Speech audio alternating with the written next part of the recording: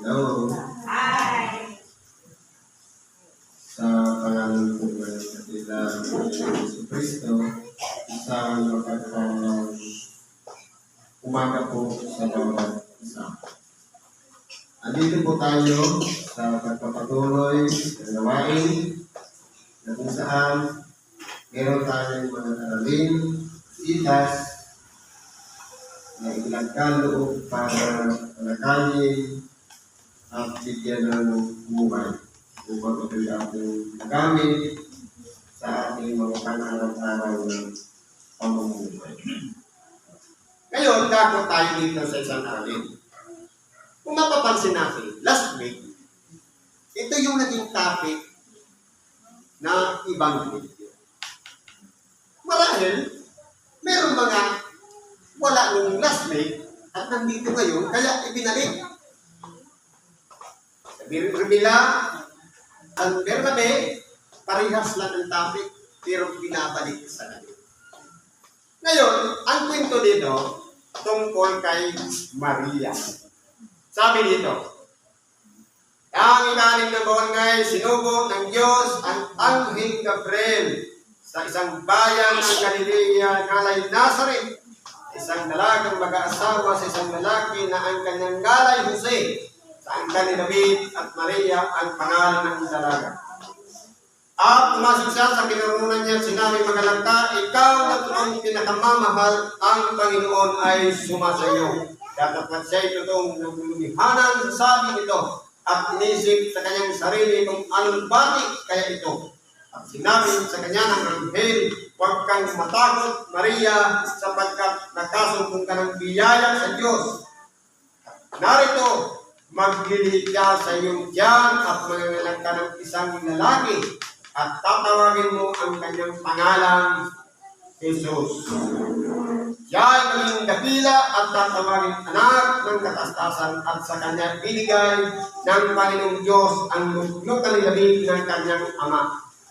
At siya ay maghahari sa angkan ni Jacob magpakailanman at hindi magkakawakas ang kanyang kaharikan. At sinabi ni Maria sa anghel, paano mangyayari ito na ako'y hindi nakakakilala ng lalaki?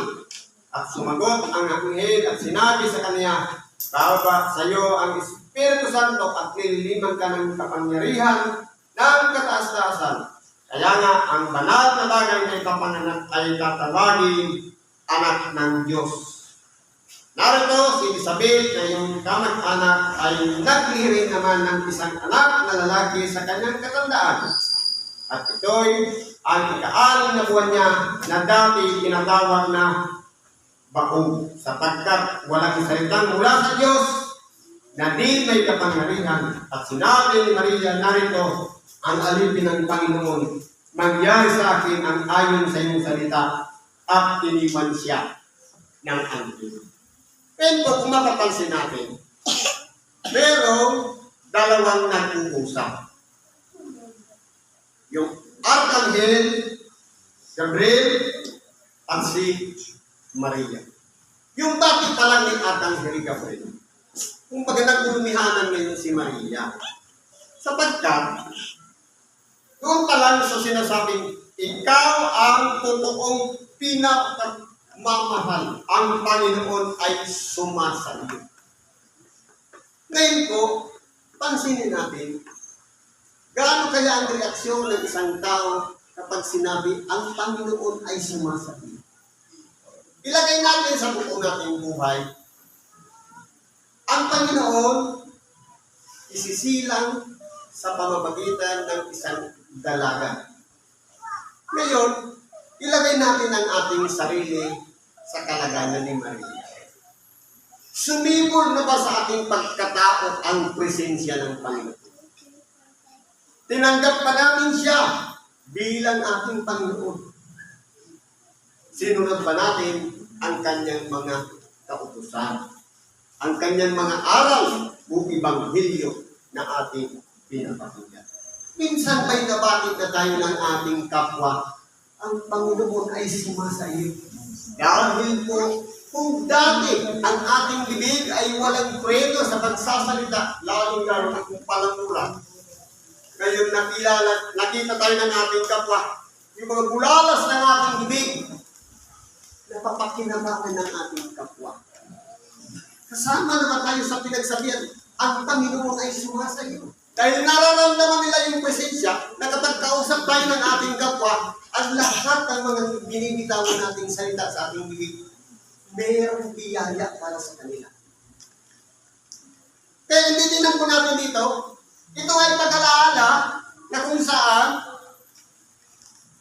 bago pa manganak, siyam na buwan pang lilipas, ipinaunawa na ng Diyos sa pamamagitan ng Arkanghel Gabriel kay Maria ang kalagahan ng pagiging niyang isang ina ng ating dakilang Panginoong si Jesucristo.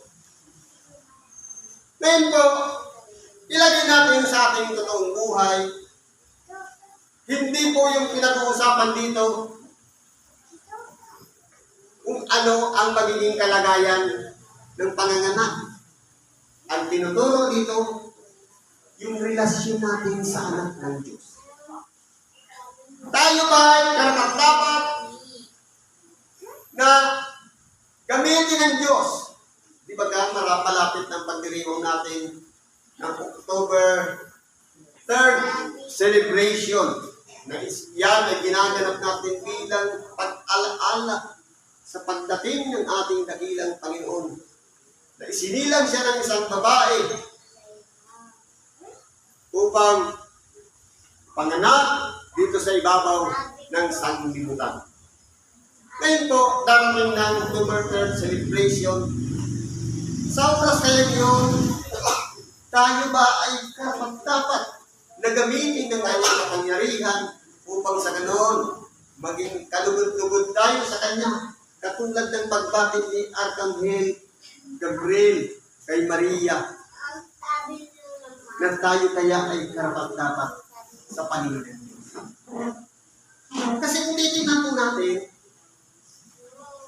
sabi natin, ikaw na nga ang maghari sa amin. Panalangin na palagi natin inuulit-ulit ang Ama namin. Nangyayari ba sa ating buhay na pinaghaharian talaga tayo ng Diyos? O sarili pa rin nating kalooban ang naghahari sa ating mga buhay? Kasi po, tayo po ay templo ng Diyos na buhay. Ang presensya ng Espiritu Santo dapat nananahan sa bawat isa sa atin. Alin ba ang mas matimbang doon? Yung sarili nating pagpapasya o yung kalooban ng Diyos? Minsan ba, umiiral pa rin sa ating buhay ang palagi tayong nagagalit, napupuot sa ating kapwa, sa makatuwid, kung iyan ay nangyayari pa sa ating buhay, hindi pa tayo karapat-dapat na manahan sa ating sarili ang Espiritu Santo, sapagkat hindi ko pwedeng pagsamahin ng Espiritu Santo at masamang gawain na nasa ating katawan. Kaya kung titingnan po natin dito, bubuhos lang ang presensya ng Espiritu Santo sa isang taong humingi ng tawad. Naglinis ng kanyang sarili upang tayo maging karapat-dapat na tawagin ang Panginoon ay sumasayo. Kaya kung titingnan po natin dito, malapit na natin kunitain ang pagdiriwang ng kapanganakan ng ating dakilang Panginoon. Hindi lang yung basta parang katulad ng sineselebrate natin birthday. Hindi po. Yon ay isang paalaala na kinakailangan mamulat ang bawat isa sa atin. Tingnan natin ang ating mga sarili. Dapat bang isilang dyan sa kalooban natin ang presensya, walang iba, ang salita ng Diyos na palaging sinasambit ng ating punong ebanghelista. Ako'y tumutuktok sa inyong pintuan. Kaya kung titingnan po natin, matagal na siyang kumakatok sa atin. Sa ating mga puso, pero ang naghahari pa rin sarili nating kalooban. Umiiral pa rin ang galit at buot sa ating kapwa. Hinanakit, sama ng loob, pagdaramdam. Lahat ng yan ay mga gagawang makalaman. Hindi na dapat tayo nabubuhay sa mga ganyang bagay. Sapagkat dapat nung tanggapin natin ang presensya ng Espiritu Santo, ang naririyan lahat, katuwaan, kasayahan, kabutihan, pag-ibig. Pero bakit mayroon pa rin pagkakampi-kampi? Ibig sabihin, wala pa yan ang presensya ng Espiritu Santo. Halimbawa na lang sa paglilingkod. Sasabihin natin, saan ka ba? Sa Kamaligan, Buwa, o sa Lubon? Kapag pinapili ka, ibig sabihin, wala pa ang katotohanan niya. Kasi, ang lingkod ng Diyos, kahit saan pwede kang umano. Pwede kang maglingkod. Dahil, walang pagkakaiba na ang Griego at ang Hudyo, ang alipin o malaya, ang barbaro o sita, kapag pinagaharian na tayo ng Diyos. Sa makatuwid, wala na dyan ang pag-iingot, wala na dyan ang pagkakabahabahali, dahil lahat yan ay gawang makalaman. Hindi po yan pinananahanan ng presensya ng Espiritu Santo. Ganun po ang pakiisipin natin. Ngayon, kung ang naging bulalas natin, kung ang mga sinasabi natin, hindi na papakinabangan ng ating kapwa, hindi magagandang bagay, sasabihin ba natin ng ating kapwa, ang Panginoon ay sumasayo. Kasi walang labi. Sabi nga, ang Diyos pag-ibig. Ngayon, dapat umiiral na sa atin yung pagmamahal. Napakaiwala ng pag-ibig. Kumbaga, palagi na lang natin. Mayroon isa sa atin, na may kapatid tayo na gumagawa ng kasamaan at gumagawa ng kabutihan. Kung pag-ibig ang umiiral sa atin, mahahabag tayo doon sa gumagawa ng masama. Idadalangin natin sila para makabalik siya sa kabutihan at nang sa ganun, sama-sama tayo sa maliligtas. Ngayon, kung wala tayong pag-alam, ang mangyayari niyan, sarili lang natin ang nililigtas natin. Nasaan yung pag-ibig? Kaya nga, ang Diyos, ang una na umibig sa atin, isinubo niya ang kanyang bugtong na anak. Sa pamamagitan ng isang babae na ibang ang anak ni Virgin Maria, ipinaunawa na ni Arkanghel Gabriel ang mga mangyayari. Kaya naging higit na mapalad si Maria sa lahat ng mga babae.